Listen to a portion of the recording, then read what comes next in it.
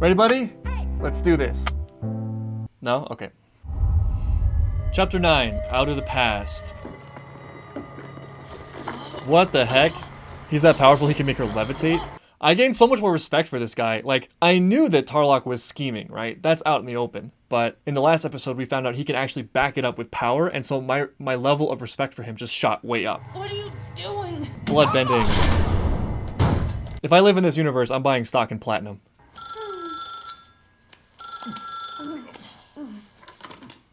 Who's this? Who is this? I gotta keep this line free for my beautiful women. This better be important. Cute. Korra came to my office late last night. That's when the Equalists attacked. Tarlok. I'm confused about what Tarlok's really after. I get that he wants to suppress non-benders, but I'm not sure for what purpose. Now the government's gonna go after Amon because they think that he took Korra. So is it that he's trying to play the two sides off of each other? Does he actually really just dislike non-benders? Is it that he just is trying to increase his political power? Like, there's so many things it could be. I'm not sure what his actual game is. What do you think, Sweaterlord? Yeah, you're probably right. We interrupt your regularly scheduled broadcast to bring you this special report. We need you, Chief Beifong. Get out of bed. Oh, statue of Toph. That's awesome. She looks so great as an adult. I love it. Cover your ears. I can't go with you listening. Asami. A little privacy, please. Oh no. Thanks for catching that. Fly bending. There he is, the man himself. I told you, I have this under She control. looks so good. Under normal circumstances, I wouldn't get involved. The voices are not bad. Follow me, Twinkle Toes. Aw, I'm 40 years old. You think you could stop with the nicknames? this makes me so sad in a good way. So nostalgic. It feels like forever ago that I watched The Last Airbender, even though it was like a couple weeks ago. You're under arrest, Yakone. She still has the same mannerisms. Somehow I missed that Toph was head of police, but it's a really good fit for her. It makes a lot of sense. Whoa. Good job, Korra. Finally connected with you, Aang. I really hope we can meet Aang face to face. I'm sure he's a better Avatar guide than Roku. I'm afraid her polar bear dog is missing as well. Then where do we start? What happened to Naga? Nice, I never get tired of this. What, it's not platinum? What were you thinking? Buy stock in platinum, everyone. And what if Korra's not down there? Then we pick another tunnel until we find her. Now's not the time to be jealous, Asami. He seems really worried about Korra. Yeah, we all are. He's really worried. Do you think he likes Korra as more than just a friend? Yikes. Crazy talk is coming out of your mouth right now. What do you know, Bolin? Uh-oh. Come on. There was this one time during the tournament when Mako and Korra Oh, kissed, no. but They kissed? believe me, I was upset too. Yeah, he was. Yeah, Bowling got the worst of it. Poor Asami. One thing after another for her these days. Obviously her father's villainy was worse than this, but still. You two, keep an eye on them. You know what's a weird thought that occurs to me watching this? It's interesting how the adults are in charge, you know? That's like a different feeling for the show. Like in The Last Airbender, it's always the kids just struggling. I feel like very little risk for this group right now. I feel like I'm with an adult. Does that make any sense? I don't know. Well, it's not very nice. That monster already took your bending, didn't he? Aw. I'm so sorry. What is it about that that's so sad? I don't understand why I have that reaction to it, because I'm not a bender, right? So there must be some parallel to my own life. I guess there's something tragic to being harmed because of something that is innate to you, like a good gift that you have. Someone in the comments mentioned The Incredibles, and I feel like there are a lot of similar themes between that movie and this show. One of the biggest parts of the movie is that we shouldn't be ashamed of our natural greatness, you know? Sometimes there's this feeling like you should be ashamed of the good things you have, right? Because maybe some other people don't have it, but I think there's something to being appreciative of them and exploring them and being naturally who you are. And sometimes there's opposition to that. Part of it also might be that the points of joy that we have in our lives, you know, really pure, beautiful things are rare. And so it hurts to see them lost. I want to know what you guys think. Why is it so painful to watch people lose their bending ability? I'm kind of stumped on that one. Why would Tarlok make up a story about getting attacked? That's what I want to know. He fooled us all. Yeah, but why? Why? Let's go, people! Most unnecessary command ever. I can't play the music for this part because Sony is still taking all my revenue. So here's my my version. Bum bum bum bum bum bum bum bum bum bum bum bum bum bum bum bum bum. Not a team like that, fools!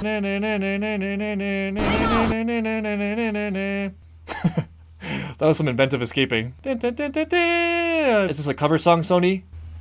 You gonna claim this video too? Yakone has maintained his grip on the underworld by using an ability that has been illegal Sokka's a judge? for decades. I don't know who the other two are, but I know Sokka when I see him. Love you, Sokka. Miss you. There. That's how it's done. Let it go already. Bloodbending. Sokka knows a thing or two about that. They all do. It can only be performed during a full moon. The witnesses will claim that my client used bloodbending at every other time. How does he manage that? I guess he's one of those special benders I've been hearing about. Councilman Sokka will now deliver the verdict. Councilman Sokka. It's nice that the characters ended up in these roles because it fits them, I think. It also makes me really happy to know that they stuck together. Like, they're really heavily involved in each other's lives. In one of the comics, I remember they take like a year apart, and I was like, why? Why would you do that? It's nice to know that their friendship carried on throughout the years. I once bested a man with my trusty boomerang who was able to fire Can't let the boomerang go all these years later. Did he ever get his sword back? Even metal bending was considered impossible for all of history, until our esteemed chief of police, Toph Beifong, single-handedly developed the skill. Damn right. Yakone is one of these unique benders. Unique benders. Yeah, that's the face of an innocent man if I ever saw one. Guilty of all charges. This is where it goes down, right?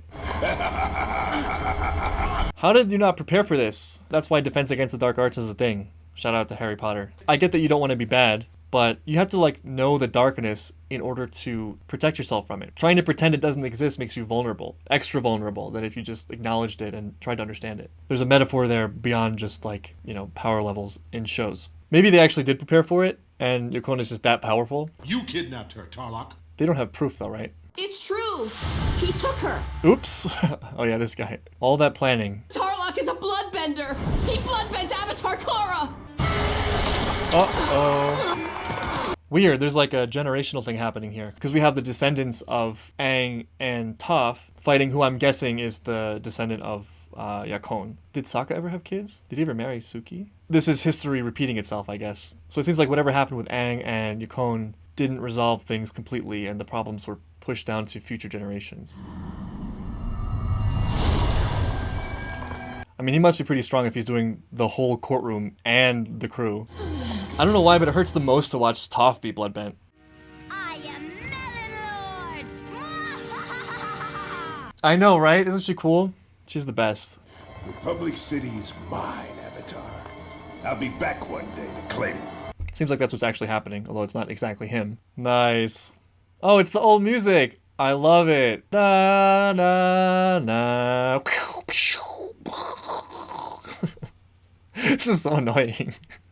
I love you, Sony, but I'm mad at you right now. Poor Aang. There you go. Oh, the music's so good. I wonder if there's like something about him taking away bending that is not a perfect solution. You know, that's been Aang's struggle for such a long time. It's like how to deal with these threats in a way that is harmonious with like the balance of the universe, right? And everybody wanted him to kill Ozai, and he found a better solution, it seems, which was energy bending. But it still seems like a tragedy. I don't know how to explain it better than that. There is something sad about someone so powerful losing their innate abilities, and for me, it's connected in some way to earlier when the people in the cell lost their bending. Like, there is something sad about that, and although it's idealistic, you can imagine a better solution. There's a point at which you have to draw the line and just be practical, and so I don't disagree with Aang energy bending him or Ozai, but obviously Aang neutralized Yakone, but something about the problem remains unsolved. Otherwise, the current generation wouldn't be still having the same exact battle. My life is a disaster now. So your little bloodbending secret's out? I mean, you didn't have the best plan. You had a lot of loose ends, dude. You're Yakone's son. Right. I was his son. My plan was perfect. I was to be the city's savior. City's savior? Seems a little bit half-baked. Like, savior to whom? The non-benders hate you. You'll never get away with this! Seems like a bad idea to... What? It is time for you to be equalized. Seems like he was kind of asking for it, though. Like, he really kicked the hornet's nest, sending the government after Amon and trying to frame him for the kidnap of Korra. Things are not coming up Tarlok.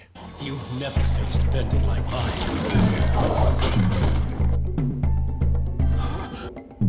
What the heck? What? Is he a bender? Or is he like some special anti-bender? What are you? Yeah. I am the solution. Wow, that's crazy. These two episodes have done such a good job of villain development. First we had Tarlok going from like an impotent paper pusher to like ultimate bloodbending champion of the universe. And then we have Amon, who's already cool, suddenly with this new ability that I don't understand. It's such an interesting scene. Like for a moment I felt like Amon was actually the good guy, which is wrong. Like he's not. By making Tarlok this villain of great power who is persecuting non-benders, it actually gives Amon's argument some credibility. That's not the end of the story though, of course, because I think that Tarlok and Amon are similar in a key way as villains, which is that they overgeneralize and they are after large groups of people and have this sort of like by any means necessary mentality to get what they want, and they're both manipulative. You gotta be careful, right? Like I really don't believe in the idea that an enemy of an enemy is a friend. It's gonna get you into a world of trouble if you align with people who share your immediate objective but don't share your principles or have conflicting values about the way to treat people and what is ethical and things like that. Awesome scene. He might be a waterbender, I guess, right? Because he was able to resist bloodbending, and it seems like those icicles were off the mark, but it's somewhat ambiguous, so I'm interested to see what is the deal with Amon. I love the Korra ran. That's different from the Korra we saw before, right? Like the Korra who issued that midnight challenge to him. She's not as confident, which I guess in some ways is a healthy sign. You know, she's sort of recognizing her limitations. There's Naga. Give her some space. You're safe now. Oh man, the hair stroking too? This is a little bit blatant. That was awesome.